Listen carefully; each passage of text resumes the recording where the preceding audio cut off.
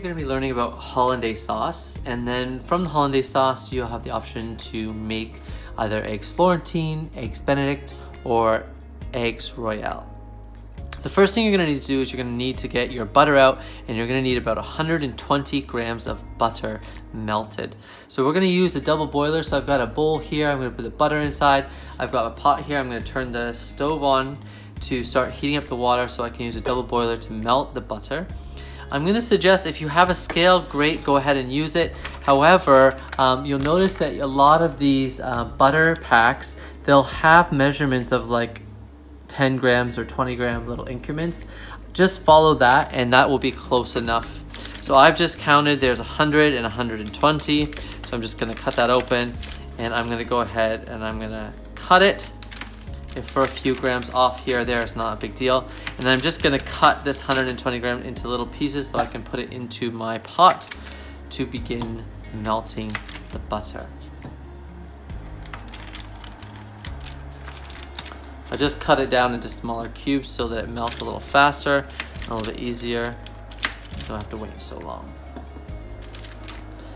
All right, after that's done, go ahead, wrap up your butter, put that back in the fridge.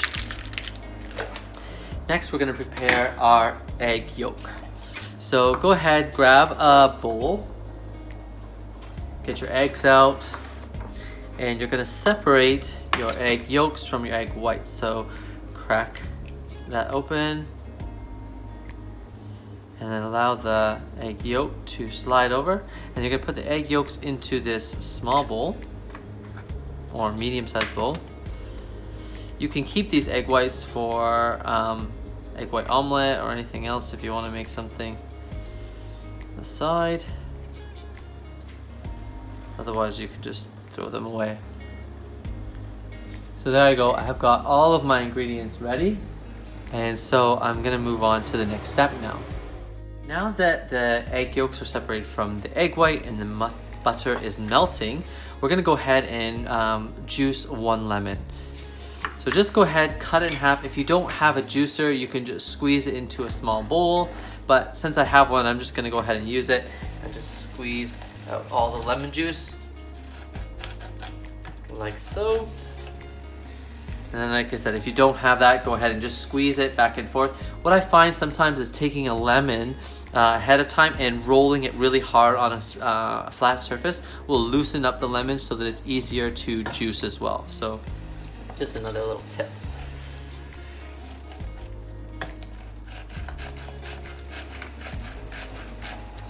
There we go, we got our lemon juice. I'm gonna put all my lemon juice inside of a little measuring jug. Got that ready. So now I have pretty much almost all of my ingredients ready.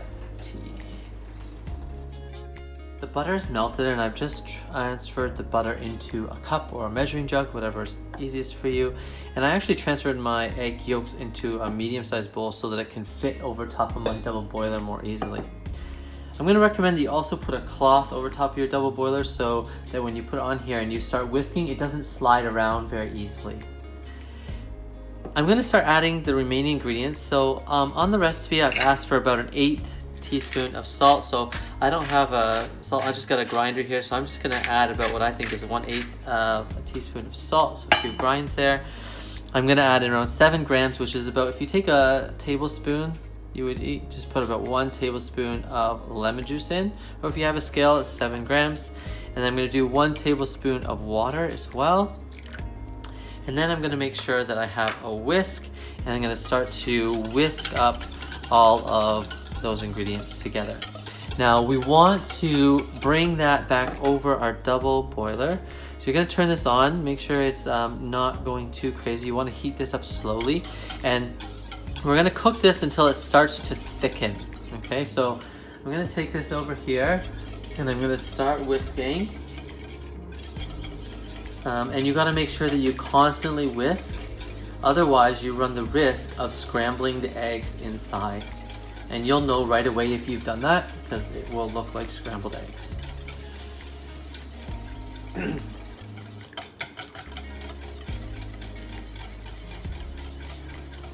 If you don't have a whisk at home, You can also use a hand mixer. If you have a hand mixer, you could put that inside the pot. Some people find it easier because it's beating more air in, so it's less likely to scramble. Some people find it easier, but traditionally you should be using just a hand whisk. So after we begin to see this start to thicken, we will then start adding in our butter.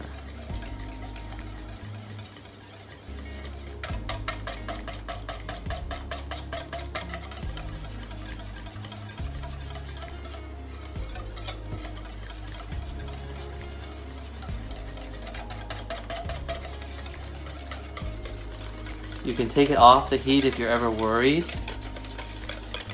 and then put it back on. Make sure you're scraping all the sides. The bowl gets really hot, right? So just working slowly.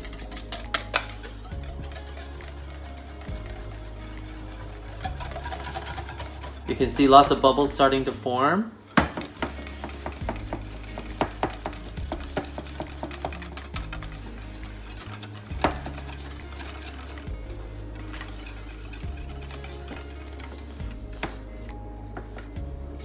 So I can see it's got a lot thicker now. It's no longer that runny yolk that it was earlier. And you're gonna start to see, I've just taken off the heat as I whisk it because that bowl is still really hot. You have to keep that in mind. So I'm quite happy with it right now. You can see your whisk marks. You've seen it bubble up and thicken.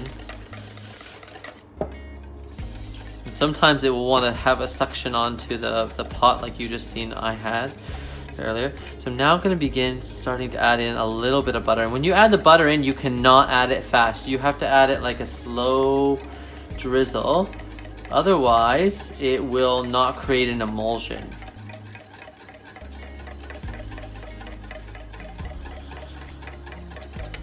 So our egg yolk in this recipe is our emulsifier. It's what's going to bind the lemon juice and water and butter together, because usually fat, the butter, won't combine easily with the water and lemon juice, the water found inside some of the egg. But the yolk is what is our emulsifier. It binds the two things together. So you can imagine if you had water and oil and you put them together, you know that the oil would rise to the top and not mix evenly with the water. But if you mix or shake that bottle up with the two, they're gonna mix together. But again, they're gonna separate back out because they don't have an emulsifier. So an emulsifier grabs both one end of a water particle and the other end of a fat particle, and it holds them in place so that they do not separate out. Now this gets really tiring for some people. Do not try to don't try to rush it by adding the butter in faster because your arm's getting tired. You can switch hands like this and whisk, or you can have a partner help you, a friend, family member. Okay, but the key is to add the butter in slowly, not fast. And you can see here, it's coming along really nicely.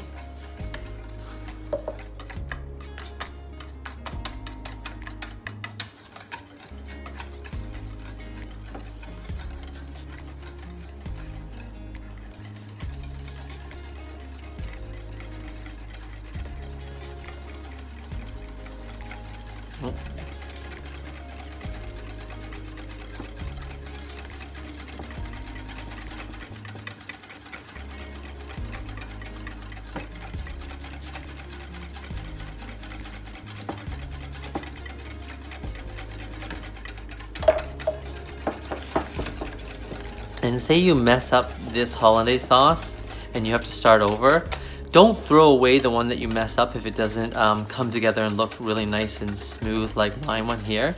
What you can do is you can set it to the side, measure out everything again, make another one. If you have a good one, you can save any one that went wrong. if the butter split or separated, then you would just take your good one like this, for example, and then you would start adding in the one that was bad a little bit at a time. But you have to have a good emulsion to be able to fix one that was bad.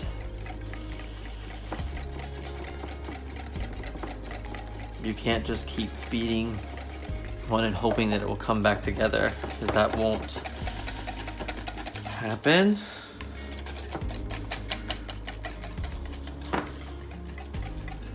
So I'm almost done all my butter here.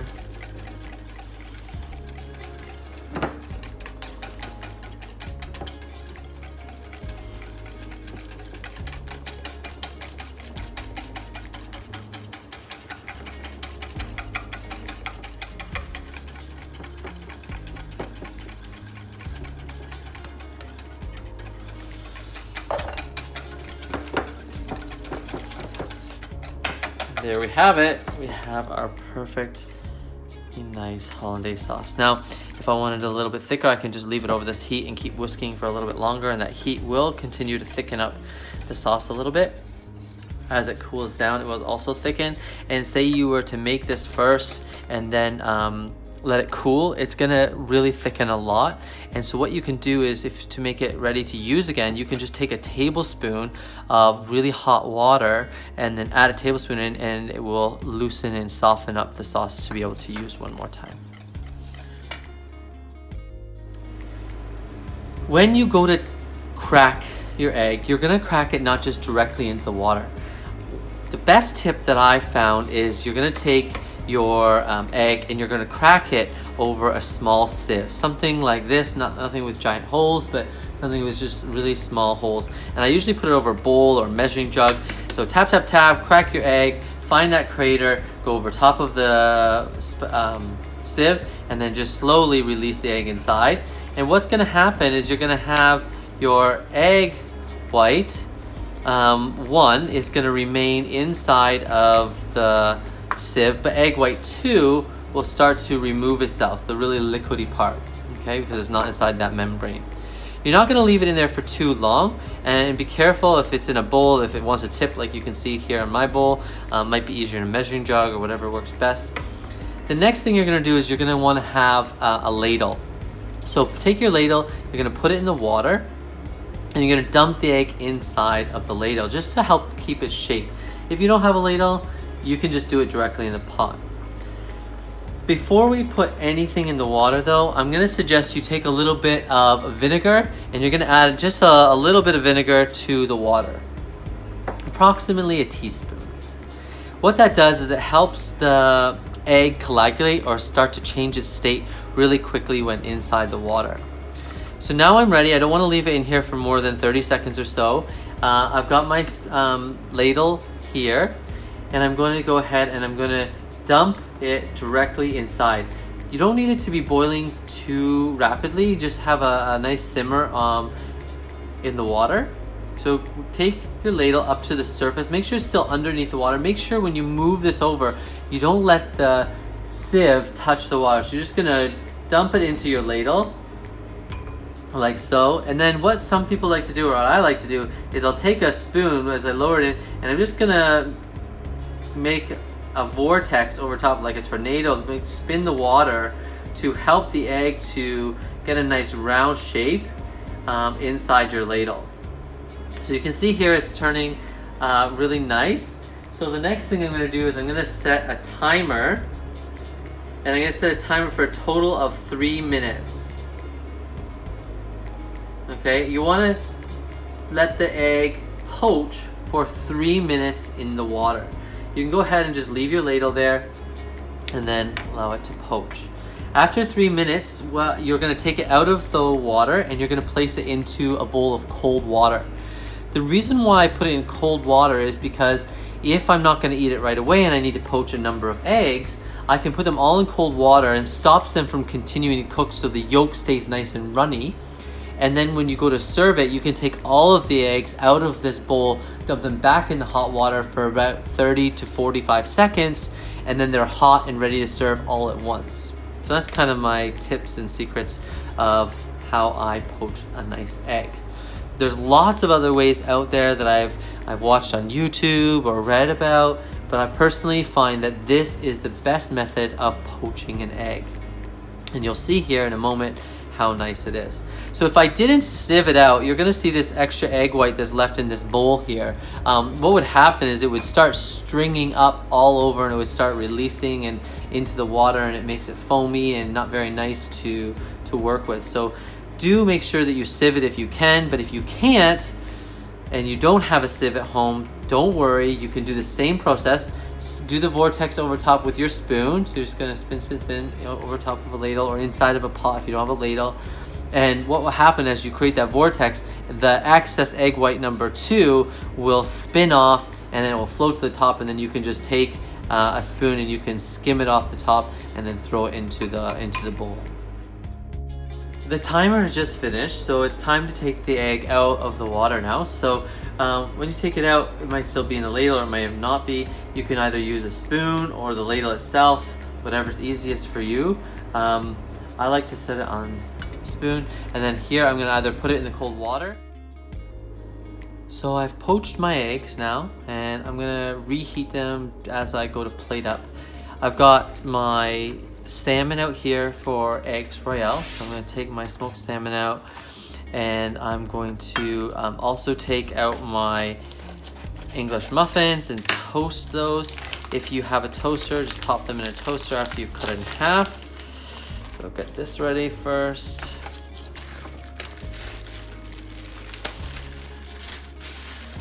One English muffin. Take a bread knife, cut it in half. And then you're gonna pop that in the toaster. If you don't have a toaster but you have an oven, you can place that in the oven to toast it. And then we're gonna start plating this up. So while this is toasting, and I'm gonna reheat up my poached eggs. So I'm gonna just take the poached eggs, which I showed you how to poach, and place them into the hot water. And I'm gonna place them in there for approximately 35-45 seconds on a low medium heat, just to rewarm them, and then they'll be ready to plate everything up. My eggs have been in the water now for 45 seconds, so it's time to take them out. I've got a bowl, I've just emptied all the water out. I'm gonna carefully remove the egg from here and place it inside of the bowl, so they stop cooking, they don't overcook. And then I'm gonna grab my toast out of the toaster. Our Egg McMuffin has now come out of our toaster. It's nice and toasted. So now it's time to start plating everything up. So we're doing an Egg Royale for this time. So I'm gonna take salmon. I'm gonna put base salmon on the base. If you're doing Eggs Benedict, you would put bacon. If you're doing Eggs 14, you can take some spinach and cook that and put that on first. After that's on, you're gonna go ahead and take your egg. Make sure when you're taking your egg, you tip the spoon sideways to make sure there's no excess water underneath of there. Place your egg on top. Same goes for the last egg. Remove any excess water. And then place that nicely on top here. And then the last thing we need to do is we got our sauce. Give it a little bit of a whisk. Tap it clean. Grab a spoon, and I want to pour the sauce nicely over top of each egg so that it drips down and around. So about 1 tablespoon each egg should be sufficient. Unless you like a lot of Hollandaise sauce, then you can put more. And Hollandaise sauce doesn't have to use just for Eggs Benedict or Eggs 14 or Eggs Royale, as I'm demonstrating here. You can put this over top of some grilled asparagus or various different dishes at home. That's looking quite good. Last thing I'm gonna do is, if you have some chives or some salt and pepper, I got a little salt and pepper I'm gonna put on here first. And then